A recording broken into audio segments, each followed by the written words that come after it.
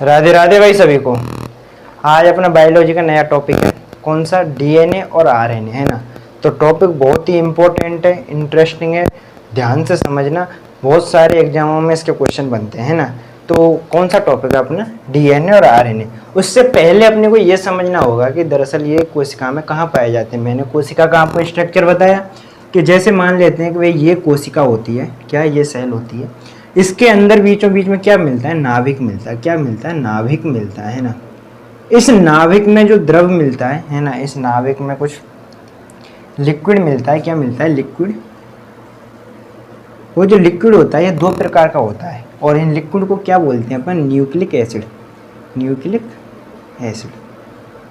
ये जो लिक्विड मिलता है इस नाभिक के अंदर, उसको क्या बोलते हैं? Nucleic acid. अब ये न्यूक्लिक एसिड दो प्रकार का होता है ना, और यहीं से शुरुआत होती है डीएनए और आरएनए की। किसकी? डीएनए और आरएनए की, है ना। जो न्यूक्लिक एसिड है,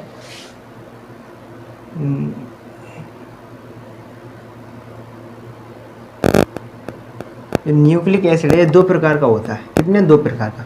एक होता है डीएनए। कौन सा? डीएनए। और एक होता है आरएनए। मैं डीएनए की बात करूं, डीएनए की फुल फॉर्म क्या होती है? Deoxy ribo nucleic acid. Deoxy ribo nucleic acid DNA की फुल फॉर्म होती है। आरएनए की क्या होती है? आरएनए की होते हैं राइबो न्यूक्लिक एसिड, है ना। अब इन दोनों के बारे में हम अलग अलग से डिस्कस करेंगे। तो पहले मैं पढ़ाता हूँ आपको डीएनए ना। पहले अपन डिस्कस करते हैं डीएनए के बारे में। डीएनए क्या होता है, कैसे होता है ना। तो ध्यान से समझो। देखो डीएनए के बारे में, देखो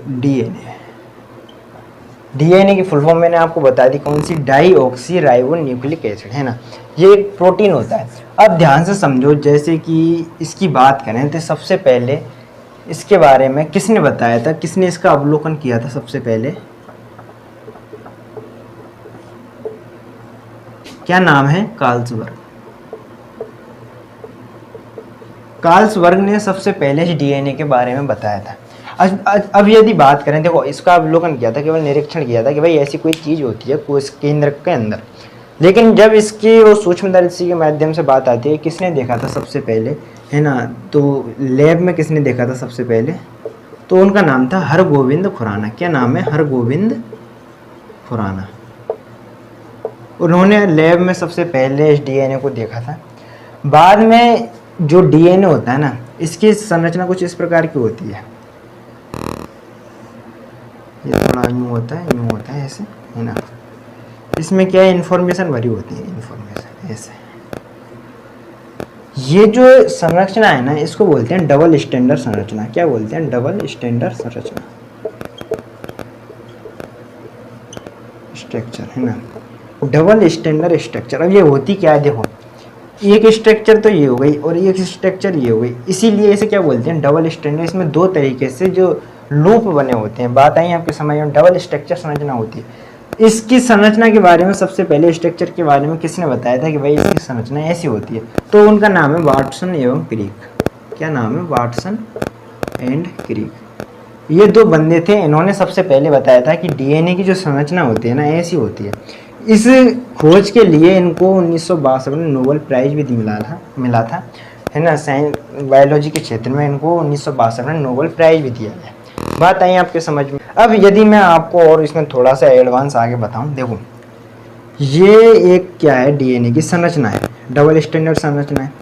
अब इसमें जैसे कि एक लूप ये बना है, सेम ऐसा ही लूप ऊपर होता है, सेम ऐसा ही लूप ऊपर होता है। यानी कि ये कॉपी होते हैं एक तरीके से, लेकिन इनके अंदर इंफॉर्मेशन होती है ना, वो अलग अलग होती है। लेकिन ये लूप होता है, ये दूसरे कॉपी होते हैं। इसको ये जो बना होता है ना, जब एक ही संरचना बार बार रिपीट होती है, उसी को क्या बोलते हैं? बहुलक बोलते हैं। बहुलक बोलते हैं। क्या बोलते हैं? बहुलक। जब एक ही संरचना बार बार रिपीट होती है, उसको क्या बोलते हैं? बहुलक बोलते हैं। अब यदि बात करेंगे भाई जो डीएनए का बहुलक है, इसको क्या बोलेंगे? इसको बोलते हैं पॉलीन्यूक्लियोटाइड।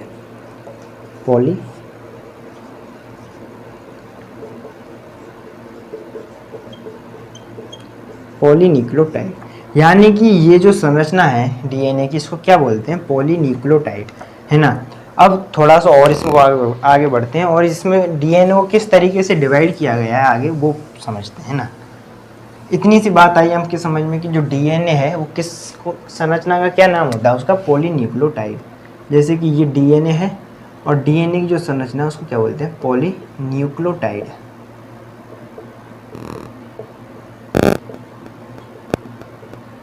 अब ये डीएनए है इसको आगे दो भागों में बांटा गया है ना। एक है फास्फेट, क्या फास्फेट, यानी कि डीएनए के अंदर कौन सा तत्व मिलता है, फास्फोरस तत्व मिलता है, ठीक है। अच्छा दूसरा पार्ट क्या है इसको, उसको बोलते हैं न्यूक्लियन। क्या बोलते हैं, न्यूक्लियन। क्या बोलते हैं, न्यूक्लियन, ठीक। अब इस न्यूक्लियन को भी आगे दो भागों में बांटा गया है।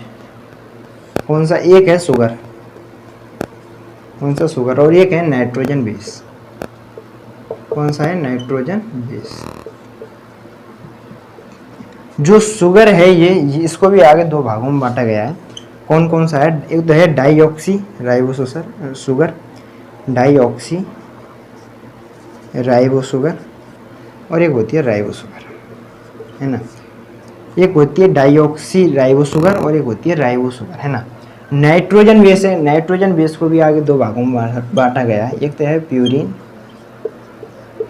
और एक है पिरामिडीन। ये जो प्यूरिन है इसको भी आगे दो भागों में बांटा गया है। एक तो है एडेनिन और ग्वानिन, एडेनिन और ग्वानिन, और ग्वानिन और पिरामिडीन। पिरामिडीन जो इसका पार्ट है उसके भी दो भाग होते हैं। एक होता है साइटोनिन और दूसरा है थाइमिन। इस तरीके से इस डीएनए को पूरी तरीके से बांटा गया। अब बात करते हैं डीएनए में कौन सा तत्व मिलता है, बोलते हैं फास्फोरस मिलता है ना। आगे ये जो तत्व है ना, एडेनिन, ग्वानिन, साइटोनिन और थाइमिन, इनके बीच में बॉन्ड मिलते हैं। जैसे कि मैं बात करूं, ये एडेनिन है, ये ग्वानिन है, इन दोनों के बीच में हाइड्रोजन बॉन्ड मिलता है। और वो जो हाइड्रोजन बॉन्ड होता है वो कितना डबल स्टैंडर्ड वाला होता है ना, डबल हाइड्रोजन बॉन्ड होता है। किनके बीच में, एडेनिन और ग्वानिन के बीच में। यदि एडेनिन और थाइमिन के बीच में, है ना, यदि एडेनिन, ग्वानिन और साइटोसिन की बात करें तो इनके बीच में जो हाइड्रोजन बॉन्ड मिलता है वो कितना होता है, ट्रिपल बॉन्ड होता है ना। ट्रिपल बॉन्ड हाइड्रोजन का मिलता है ग्वानिन और साइटोसिन के। तो इस तरीके से डीएनए की पूरी संरचना है ना। तो आई थिंक आपको ये बातें समझ में आई होंगी। अब अपन आरएनए की बात कर लें। किसकी, आरएनए की।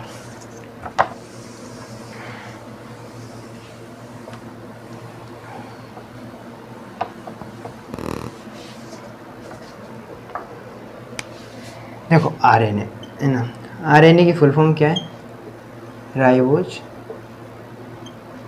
Nucleic acid.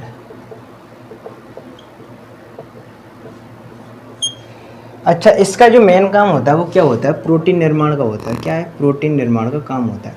जैसे मैंने आपको डीएनए में बताया, और डीएनए में बताया था कि चार प्रकार के जो नाइट्रोजन बेस है उसमें बांटा गया। कौन से, एडेनिन, ग्वानिन, साइटोनिन। उसमें थाइमिन मिलता था लेकिन यहाँ थाइमिन नहीं मिलता। क्या मिलता है, यहाँ यूरेसिल मिलता है। क्या मिलता है, यूरेसिल। ये थोड़ा सा चेंज है, उसमें थाइमिन की जगह क्या मिलता है, यहाँ यूरेसिल मिलता है। बात आई आपके समझ में, है ना। अब देखो सबसे इम्पोर्टेंट चीज़ जो अपने को समझनी है यहाँ पर, क्या, देखो बहुत से ऐसे जीवाणु होते हैं, बैक्टीरिया होते हैं जिनके अंदर डीएनए नहीं मिलता, केवल आरएनए मिलता है। लेकिन जब अनुवंशिकी की बात करते हैं कि भाई किसी की संरचना का या किसी के गुणों का कैसे पता लगाया जाए, तो उसके लिए डीएनए बहुत ज़्यादा आवश्यक होता है। आरएनए से अपन पता नहीं लगा सकते। इसीलिए वैज्ञानिक तरीकों से कुछ आरएनए को डीएनए में परिवर्तित किया जा सकता है, डीएनए को आरएनए में परिवर्तित किया जा सकता है ना। तो कुछ उस तरीके की बातें हैं। एक पहले इसका एक छोटा सा टॉपिक वो है, क्या है, आरएनए को कितने भागों में बांटा गया है ना। इसको 3 भागों में बांटा गया है। एक है एमआरएनए, एक है टीआरएनए और एक है आरआरएनए। अब इन तीनों का काम है क्या है ये समझना। जैसे कि मैंने बताया कि भाई आरएनए का जो काम होता है क्या होता है, प्रोटीन निर्माण का काम होता है, प्रोटीन निर्माण का, है ना। अब जैसे कि हम खाना खाते हैं, खाने में हम प्रोटीन, कार्बोहाइड्रेट, वसा, है ना, ये सारी चीज़ें हमारे भोजन में होनी चाहिए। तो इसका काम होता है प्रोटीन निर्माण का। जैसे कि आपने कुछ भी भोजन किया, उसमें जो प्रोटीन निर्माण के लिए जो जैसे अंत में जब पच के वो भोजन हमारी क्षुद्रांत यानी कि पेट की आंतों में इकट्ठा हो जाता है, उसको बोलते हैं एमिनो एसिड। क्या बोलते हैं? Amino acid. ये एमिनो एसिड ही बाद में क्या बनाता है? बाद में ये प्रोटीन निर्माण का काम करता है। अब इस एमिनो एसिड को छांटने का काम कौन करता है? एमआरएनए करता है ना। एमआरएनए होता है कोशिका के अंदर।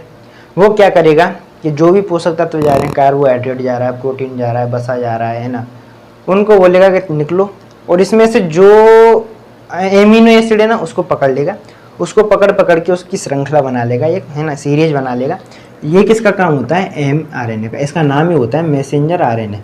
ये उसमें से एमिनो एसिड को छांट लेगा, उसकी श्रृंखला बना लेगा। टीआरएनए का काम क्या होता है? टीआरएनए होता है ट्रांसफर आरएनए, यानी कि जो श्रृंखला बनी हुई है उस श्रृंखला को ले जाने का काम करेगा, परिवहन का काम करेगा, एक स्थान से दूसरे स्थान पर ले जाने का काम करेगा। अच्छा, ये जो आरएनए है, राइबोसोम आरएनए, इसका काम क्या होता है? इसके अंदर 10 एमिनो एसिड होते हैं। एमिनो एसिड है ना, किसके अंदर? आरएनए के अंदर 10 एमिनो एसिड होते हैं। और जो एमिनो एसिड जो छांट के आरएनए ला रहा है वो भी लगभग 10 होने चाहिए। यदि 10 एमिनो एसिड पहले से ही आरएनए के अंदर है और 10 एमिनो एसिड बाहर से आ जाते हैं, तो टोटल कितने एसिड हो जाते हैं? 20 एमिनो एसिड हो जाते हैं। 20 एमिनो एसिड हो जाते हैं, और 20 एमिनो एसिड से मिलकर क्या बनता है? एक प्रोटीन मिलता है, एक प्रोटीन बनता है। अब देखो, यदि आपके पास आरएनए के अंदर 10 एमिनो एसिड नहीं है तो तब भी प्रोटीन निर्माण नहीं हो पाएगा, क्योंकि टोटल 20 एमिनो एसिड नहीं बनेंगे। अगर आपके पास आरएनए के पास 10 एमिनो एसिड हैं लेकिन बाहर से आपको 10 एमिनो एसिड प्राप्त नहीं हुए हैं, तब भी 20 एमिनो एसिड नहीं बनेंगे और तब भी प्रोटीन निर्माण नहीं होगा। यानी कि यदि प्रोटीन निर्माण की ज़रूरत है तो उसके लिए 10 एमिनो एसिड आपके आरएनए के अंदर होने चाहिए और 10 एमिनो एसिड के अंदर होने चाहिए, तभी जाके 20 एमिनो एसिड बनेंगे और एक प्रोटीन का निर्माण होगा। बात आई आपके समझ में, है ना। अब जो मैंने आपको बताया कि भाई किस तरीके से कि आरएनए को डीएनए में परिवर्तित किया जाता है ना, और परिवर्तन को उसको क्या बोलते हैं, ये चीज़ अपने को समझनी है। जैसे कि ध्यान दो, जैसे कि ये है डीएनए। क्या है? डीएनए। इस डीएनए को आरएनए में भी बदला जा सकता है, इस आरएनए को भी डीएनए में बदला जा सकता है, दोनों एक दूसरे चेंज हो सकते हैं। इस डीएनए को डीएनए में और बदला जा सकता है, क्योंकि देखो कभी कभी क्या होता है, जैसे कि हम अभी कोरोना महामारी फैली थी, तो उसमें क्या था, जो कोरोना था, जो जीवाणु था, वो क्या अपनी जो शेप है उसको, उसके जो अनुवांशिकी गुण हैं, जो जीन है, उनको परिवर्तित कर लेता था, उसका डीएनए चेंज हो जाता था। इसलिए नए नए वेरिएंट निकल के आए। ये जो चेंज करने की कला है ना, इसी को बोलते हैं अपन रेप्लिकेशन। क्या बोलते हैं? रेप्लिकेशन। रेप्लिकेशन क्या बोलते हैं? रेप्लिकेशन। अच्छा, यदि डीएनए से कोई व्यक्ति आरएनए बना रहा है, आरएनए, क्योंकि डीएनए की संरचना देखोगे तो ये डबल स्टैंडर्ड की होती है ना, ऐसी होती है ना, और यदि आरएनए की संरचना की बात करें तो सिंगल स्टैंडर्ड की होती है, सिंगल स्टैंडर्ड की होती है। यदि आप डीएनए से आरएनए बनाना चाहते हो तो उसको बोलते हैं ट्रांसक्रिप्शन। क्या बोलते हैं? ट्रांसक्रिप्शन। क्या बोलते हैं? ट्रांसक्रिप्शन। और यदि आप आरएनए से डीएनए बनाना चाहते हो तो उसे बोलते हैं रिवर्स ट्रांसक्रिप्शन। Reverse transcription. बात आई आपके समझ। यदि आप डीएनए से आरएनए बना दोगे तो वो होता है ट्रांसक्रिप्शन, और यदि आप आरएनए से डीएनए परिवर्तित कर दोगे तो उसे बोलेंगे रिवर्स ट्रांसक्रिप्शन। अच्छा, मैंने बताया भाई आरएनए से प्रोटीन बनाया जा सकता है। क्या बनाया जा सकता है? प्रोटीन। तो जब आरएनए से प्रोटीन बनाया जा सकता है उसको बोलते हैं ट्रांसलेशन। क्या बोलते हैं? ट्रांसलेशन। क्या बोलते हैं? ट्रांसलेशन। तो इस तरीके से चेंज किया सकता है आरएनए को डीएनए में, डीएनए को आरएनए। ये डीएनए से प्रोटीन बनाना है तो पहले ट्रांसक्रिप्शन करो, उसके बाद आरएनए बन जाएगा, आरएनए से बाद ट्रांसलेशन करो, प्रोटीन बन जाएगा।